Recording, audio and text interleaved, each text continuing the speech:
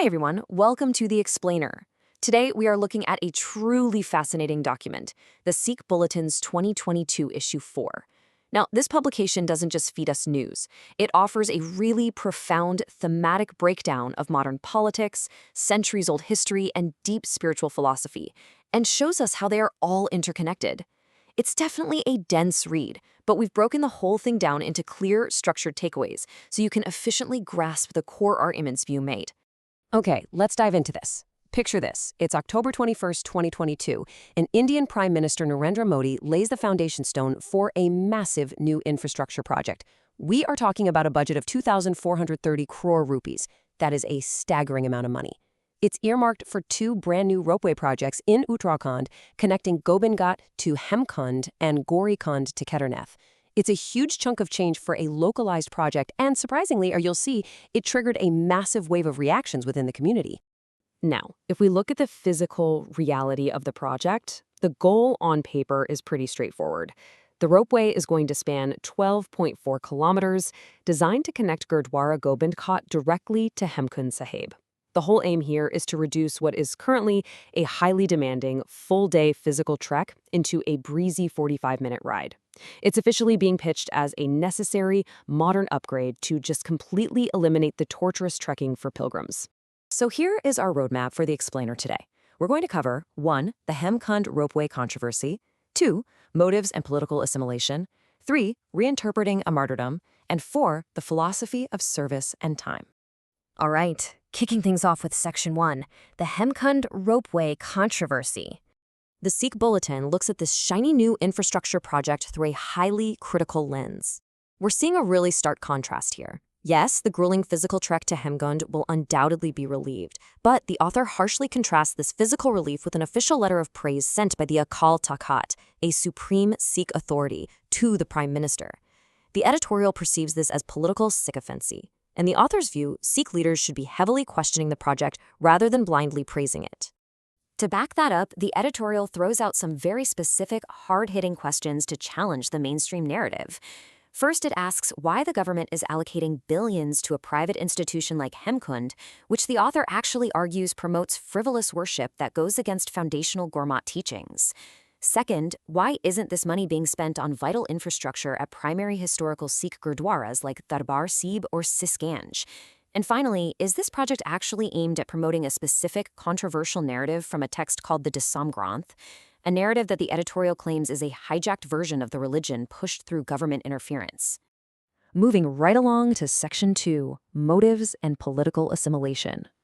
Taking its critique beyond just the physical ropeway, the publication drops a very pointed, provocative question. Quote, in other words, is this project a 2,430 crores worth of a nail in the coffin of Sikh independence and Sikhi uniqueness? The editorial firmly argues that this infrastructure is absolutely not a gift. Instead, it views the funding as part of an ongoing, calculated attempt to erode, absorb, assimilate, and subjugate the unique identity of the Sikh faith into a much broader, dominant nationalistic umbrella. And you know, the editorial doesn't just point fingers at external political forces. It takes a remarkably harsh stance against internal Sikh leadership as well. The author severely criticizes Sikh institutions, explicitly calling out the Akal Takht for pandering to what the text describes as a $150 million anti-Sikhi agenda. The publication expresses deep dismay that instead of initiating a vigorous debate or alerting the community about these underlying motives, these leaders were essentially in a race to praise the regime. Let's move to Section 3 and see how this builds. Reinterpreting a martyrdom. So we're shifting gears from the modern politics of infrastructure into a fascinating reevaluation of 17th century history. An essay in the bulletin by Dr. Karminder Singh Dalan really digs into the event, the truth, and the core message of the supreme martyrdom of the 9th Sikh Guru, Guru Tegh Bahadurji, who was executed in Delhi in 1675. The author directly challenges the widely accepted traditional narrative that's taught by many clergy members today regarding exactly why the Guru sacrificed his life. To really grasp this argument, we have to set the historical stage. Back in 1670, Emperor Aurangzeb rolled out a policy called Ek Mazhab, which literally translates to one religion. This decree brutally ordered the destruction of all places of worship and education belonging to other faiths. It was an attempt to force national unity through the violent oppression of a single authorized religion. That was the terrifying reality the Guru was confronting. And this brilliantly illustrates the essay's core argument, which contrasting two distinct views of the Guru's response. The traditional narrative claims that the Guru sacrificed his life specifically to defend the tilak and janju, which are the secret marks and threads of 500 Kashmiri Brahmins who sought his help. But the author argues for a universal narrative. He posits that the Guru sacrificed his life to defend the fundamental freedom of belief and universal diversity. The author argues that claiming the Guru died just for two specific symbols artificially narrows the sheer magnanimity of his massive sacrifice. The essay actually points out that clergy today often sing poems from the Dasam Granth, texts that are outside the primary Sikh scripture, to support this traditional story. The author asserts that doing this is an act of disservice.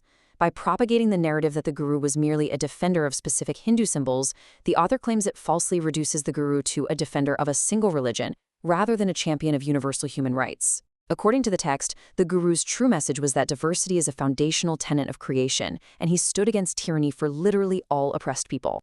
That brings us to our final part, Section 4, Philosophy of Service and Time.